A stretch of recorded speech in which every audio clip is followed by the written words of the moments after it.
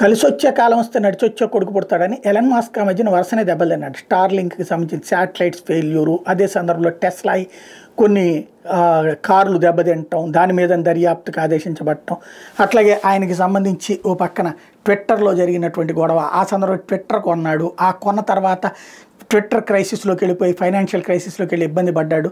వీటన్నిటి ఎదుర్కొన్నాడు, నిలబడ్డాడు, తడబడకుండా కలబడ్డాడు. ఆ పైన ఇప్పటికీ ట్విట్టర్ అని ఎక్స్ అని పేరు మార్చుకుని తన వైపు చేసుకుని మిగతాది నడుస్తుంది. అయితే ఇప్పుడు ఎలక్షన్స్ టైంకి వచ్చేటప్పటికి ట్రంప్కి మద్దతు ఇవ్వడం, ట్రంప్ ఘన విజయం సాధించడం, ట్రంప్ ఇతన్నే తీసుకొచ్చి కీలకమైన పోస్టులు అప్పచెప్పడంతో రకరకాల బాధ్యతలు అప్పచెప్పేస్తున్న ట్రంప్ అది కోట్ల రూపాయలు ఎలన్ మాస్క్ సంపాదించుకోవడానికి కేంద్రం అవుతుంది. భవిష్యత్తులో ఇతని మీద దర్యాప్తుకు ఆదేశించవచ్చు ఇంకో ప్రభుత్వం వస్తే, ఎందుకంటే పవర్లో ఉండి వినియోగించుకుంటున్నాడు అన్నమాట. ఇప్పుడు తాజాగా ఎలన్ మాస్క్కి ఇంకో కొత్త దానికి హెడ్గా పెట్టారు. ఆర్టిఫిషియల్ ఇంటెలిజెన్స్ అనేటటువంటిది ప్రభుత్వాలని దాటిపోకూడదు.